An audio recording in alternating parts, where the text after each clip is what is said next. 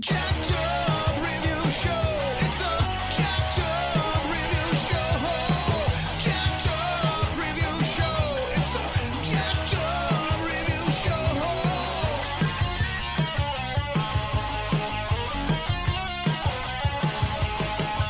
Join us as we cover many an insane movie and numerous cult TV phenomenons. Are you ready to get jacked up? Are you with us? Then listen on. Listener discretion is advised. It's a jacked up review show. It's a jacked up review show. Jacked up review show.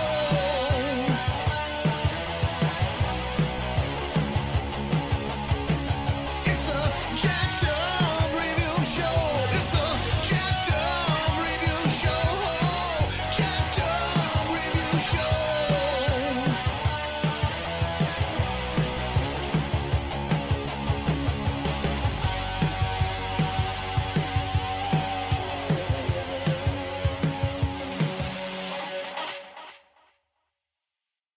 Listen, nothing beats family. Family. And Vin It's Diesel's familia, not shiny family. head and The Rock's muscle flexing and killing a robotic drone in his Idris Elba playing Yeah, the Terminator. Oh. They've gotten so bad. Yeah, They were they got bad right around the middle of the first one. They were always bad. What are you talking about? This is what I'm trying to say. No, they were never good, but they just got worse. Like as they kept making them, and I'm like, Yep. why? Pretty soon there will be more than the entire Puppet Master franchise. I guarantee you. There's Oh my god, that's gonna be hard. They're gonna make it to 20. They're gonna try and make more than James Bond. I guarantee At least after the third one, Police Academy knew they sucked. That's true. Police They Academy started- was funny though, even when it sucked ass in the I know. seventh one. They So it's started- like, They started just playing into Winslow's sounds, and I mean, this is where it gets with comedy. It's like, do you want Jim Carrey or do you want Adam Sandler? I'll take Jim Carrey. I'm not watching Adam Sandler. So cool on you if you do want to do Adam Sandler. I mean, I don't. It's weird to get into certain comedy because like half the time, comedy is funny, but they don't have good screenplays. So I mean, yeah, with Fast and Furious is like they didn't even try, and yet those are well reviewed and everything. And then all the ones that are trying harder are infamous. I'm like, what? I don't get it. I won't ever get it. And of all the Fast and Furious movies I've seen, the third one's my favorite, and it doesn't even have any of those guys in it. Tokyo Drift. And Tokyo Drift's my favorite. At least one. it just got straight to the chase. It's like exactly. When I was younger, I loved the first two. You know, I'll admit that. You know, as I've gotten older, I watch them. I'm like, why? sure. Why did I enjoy this? Like, it's just they're not good. The only one I can enjoy is the fifth one. That's about it. The rest of them, like, At least the first one was by the writer of Trading Day. I mean, at least the first couple were a little bit more realistic. Realistic. When they started dropping cars out of the sky. It was like part one is Point Break, part two is Miami Vice, part three is just Bad News Bears, part four is I don't know. Insert Bad gritty News Bears cop goes drama. to Japan. No, that was three. That's three. That's what I just said. So it's like, yeah, four is just Point Break, but in the style of Vin Diesel's Triple X. I don't know. And then Point part Break, five, rebooted. yeah, part five. I don't know. It's like it's trying to be. I know the writer said he was inspired by Die Hard or some bullshit, and then yeah, 7 and 8. Those are James Bond type movies. Well, it's just because of the heist and all that shit. They definitely became super James Bond-esque. I mean, as close as it gets to Die Hard is definitely in part 6 where they kill a copter with like a car or some bullshit. It's like, okay, whatever. Yeah, and now they literally have superpowers. So it's getting. You mean when he was so accurate with that ramp that he was able to hang that bag of grenades on the helicopter? They just don't care. There's no way to be realistic. And I mean, at the same time, Mission Impossible and the new Bond movies have kind of had an identity crisis. They're trying to take unused plot lines from each other, and I can't help but feel like it's like, okay, they definitely heard about a rejected Fast and Furious idea and inserted it for a scene, you know? Wait, you actually think somebody in that room rejects ideas at the Fast and Furious table? Well, no. I mean, the other guys, the Bond and Mission Impossible people. But yeah, it's like I Well, no, that's. I mean, if anything, Fast and Furious, if they haven't done it, it's because they're savoring it. They're waiting to do it for when they run out of ideas. Well, in the writing room, they do deny Family, they do deny some requests, and that's when somebody has a really good idea for a storyline. Well, Okay. yeah, They just go ahead and obviously. scrap that. I'm sure that's the first thing that reads. No constructive story allowed here. We don't want that. Get out of here. No real world fired. shit. Get the fuck out of here. We want That's beautiful. transporter Cut it. ideas. Yes, we did it in one take. They can't act worth a shit. We But We we have want Gal another Gadot movie. to be. Uh. We didn't hire Gal Gadot because she could act. Paul Walker. Well, I mean, his car has more emotion. Too soon. Oh, Never too soon. Never too soon. Oh shit. And The Rock. I mean, again, he can actually act, but this time, I mean, even he's like, nope. Then just don't bother. I think it's another one of those situations where like these movies unfortunately try to take themselves seriously, but nobody that's acting in them actually takes them seriously. Sometimes, and then there's others like the bad Well, guys are like doing their close-ups. Like Statham, I know is an egomaniac, but it's funny how he and The Rock apparently get along, but they don't get along with Vin because Vin is just like me. Well, Well- it's literally in Vin Diesel's writer that he can't lose a fight on screen. Yeah. He won't do a fuck movie that. if the script makes him lose a fight on screen. The Rock literally said he will not do another Fast and Furious Uh. movie if Vin Diesel is attached to it.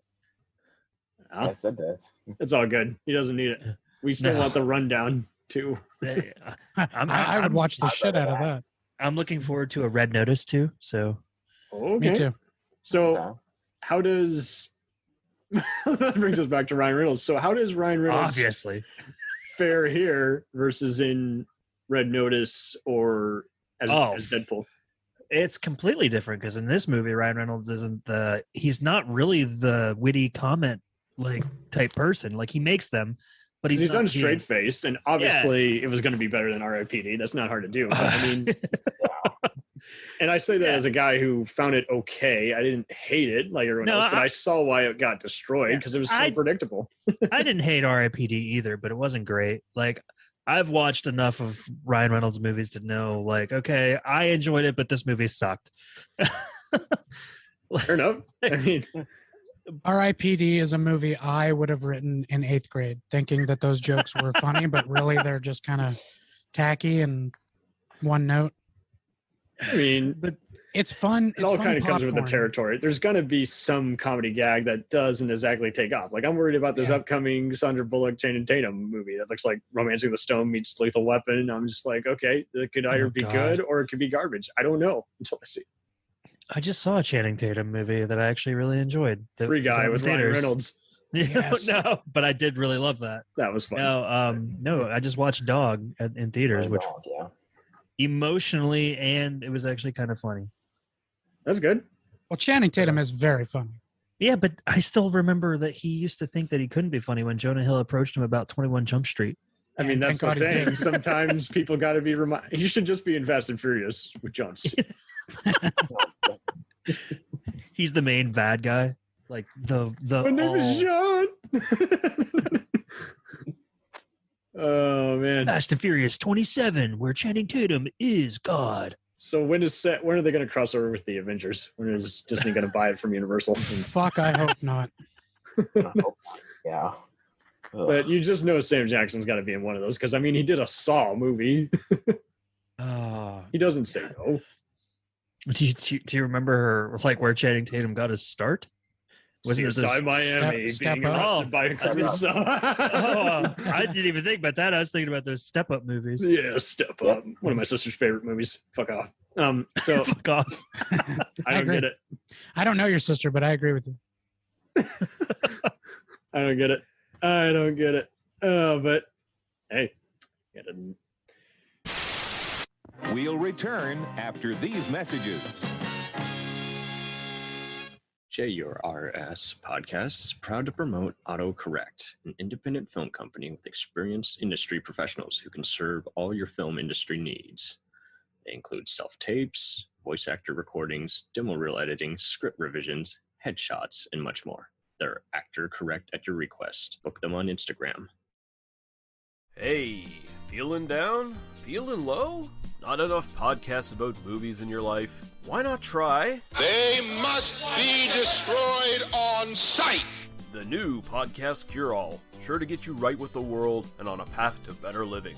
We have exploitation, we have Italian horror, we have zombies, we have slashers, we have crime films, we have spaghetti westerns, we even have sci-fi and sex comedies. So take a dose of They must be destroyed on sight. as needed, and let the hosts, Lee Russell, Daniel Harper, Paul Romali, and the odd guest host cure what ails you.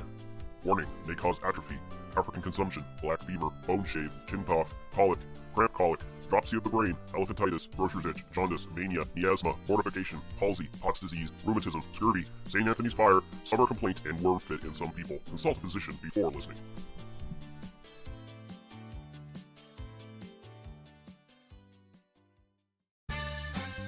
Did you ever see a film at such a young age it left you traumatized with cinematic wounds? Necrophilia. It's a dead issue, man. Don't push it. Cinema Psyops is a weekly podcast documenting an ongoing experiment on the mind of an unwilling test subject. No one should have to watch this movie. Oh, no one should have to watch this. No one should have to watch this movie. Surprisingly, it's not a topic that a lot of people really want to tackle. I'm shocked, prudes. I know, really. Right? It's the next sexual frontier that no one wants to explore. I am, in the most sincerest of senses, disappointed in you. It takes a powerful goddess like Connie, jam her arm down the monster's throat and kill it. Oh, I'm still tripping out over that. Even as a kid, I was like, I gotta find a girl like that. Every week, I get a new look of disappointment that I never thought I could get out of her. Unimaginable. At 12 years old, you should not be watching this movie. Obviously. At 13, you should not be. 14, you shouldn't be. I'm not entirely sure even 17-year-olds should be watching this. Just because you're offended by something doesn't mean that you have the right to demand that it doesn't exist. Watching this film again, I had all of this like little nerd glee with everything that kept little popping history all popping up absolutely. at you. So I totally loved this film. Hey, I know why you couldn't see that. It's because your brain's warped from watching this shit at 12 years old. Yeah, this is a rough movie. I told you ahead of time when we were getting ready to do it that it was How going to be a did you rough watch one. this shit at 12? Because physical wounds heal, cinematic ones don't. Listen to Cinema Psyops. Hey everybody, I'm Corey. And I'm Zach, and we're the hosts of Podcasting After Dark, a cast dedicated to late-night horror and sci-fi of the 80s and 90s, often found on HBO and Cinemax. You know, the movies your parents didn't want you watching as a kid. You can find us every other week on Apple Podcasts, Spotify, Podbean, and Stitcher. This is what you want. This is what you get. Greetings, friends. My name is Dean Legero, and I'm the host of the 3324 podcast. I invite you to join me and my lifelong friend Eric Kuber to come with us as we discuss the music and movies that shaped our life. Each week, we'll pick an album or film that we really connect to, and not only give you some great info and trivia, but also discuss, debate, and celebrate what it means to us and the journey it took us on. We also look forward to hearing from you and giving us some of your picks for us to check out and discuss. I think it'll be a really fun experience, so come along with us for the ride. You can find us on your favorite podcast provider and at 3324.buzzsprout.com. Thanks for your time, and welcome to the 3324 family. It's time, let's check our cue, baby. Pair it with a couple brews, baby. We love good movies. We love the bad ones too. So we watch them all and pass their lessons on to you. Oh yeah.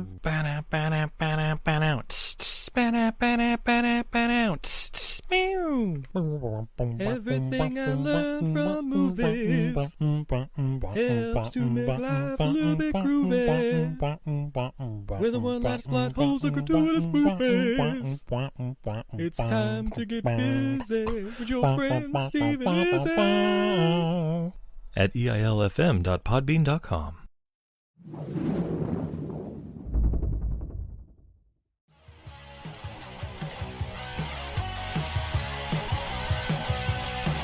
Follow us on the web on Facebook, Twitter, and Instagram. The podcast is available on Podbean, Spotify, iHeartRadio, Anchor, Apple, and anywhere else podcasts are available. Feel free to review our show and leave comments on any of those sites. Thanks a million for listening. It's a jacked up review show.